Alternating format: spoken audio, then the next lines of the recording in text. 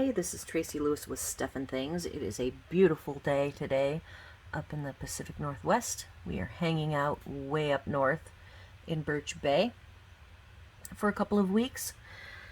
Today I'm going to talk about the storage cases for the blends that Stampin' Up came out with a couple of years ago. I bought one to give it a test on my desk. I have rearranged my desk so that all of my laptops, there's two of them. There's a laptop underneath that keyboard, and then there's this laptop that does my videos. So I have all of this storage underneath. So I'm starting with one case just to test it out, see what I think. I've always used the tote bag and Copic, black Copic canvas cases. The black Copic canvas cases work good in general, since most of my crafting is done away from home. I like to craft. I go to workshops, go to family and friends. Very seldom do people come here because, you know, we live in a little tiny trailer. So I thought I would try, now that I have rearranged my desk space, to be able to test one out. This is a set of 5. Each one holds 6 markers. There are a total of 38 times 2, 76, plus a bronze, ivory, and the color lifter.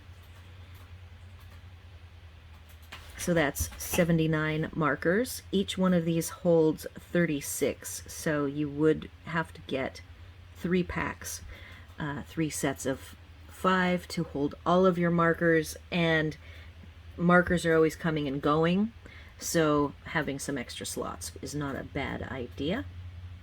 I suppose this is a dollar store case that I have some stuff in that, if I really liked it, I could definitely squeeze in 3 of these and have all of my markers on my desk, which is not a bad idea. I am strongly considering it.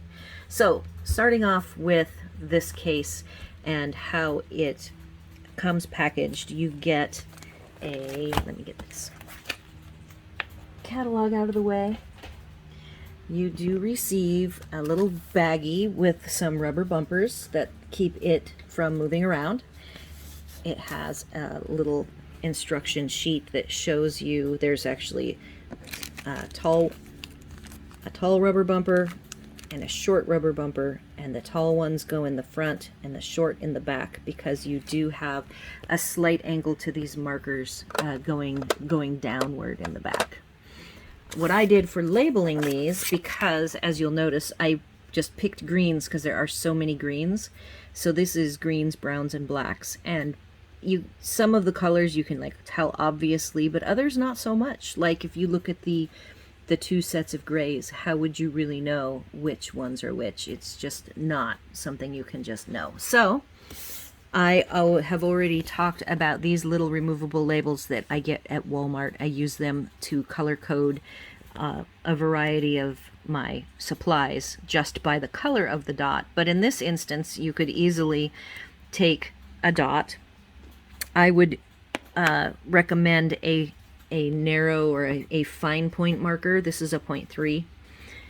Over here, I just have this sitting here. This is what the thickness is of the ink for the 0.5, and this is what the thickness is for the 0.3. So I recommend either a 0.1 or a 0.3. And then the other tip is that I use a tiny bit of a dot. I cut the Stampin' Up dots into small chunks, usually fourths, and then put a little bit of a dot behind these labels, because remember, here's what the packaging is. It very clearly states that they are removable, and so I don't want them to come off.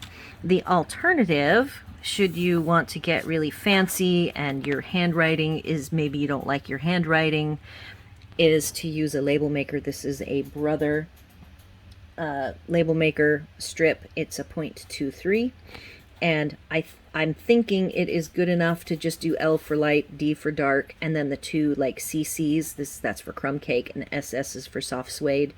I'll know that they're the browns, so I just need to tell apart the crumb cake from the soft suede. So I would say if you had to add an extra letter or two, you're going to be, you know, I wrote as small as I could write. You maybe could get a third letter in there if you really needed it, but I'm hoping just having the 2-letter code is enough, and knowing you're in the greens that you can keep separated any that have 2 of the same letters.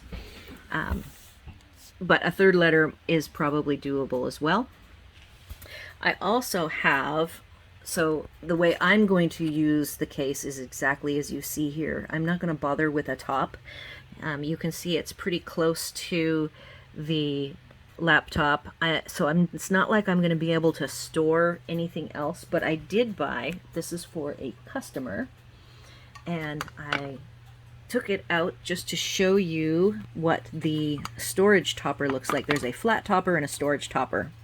And then you can also go way taller with some different add-ons, like for the full-size ink pads and the marvelous markers.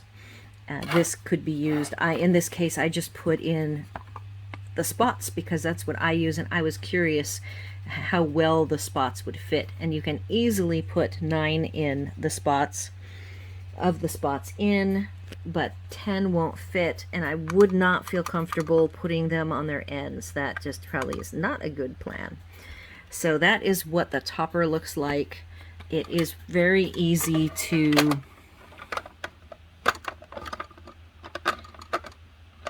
I say that and I'm doing this one-handed. There we go. So that's what it looks like all together.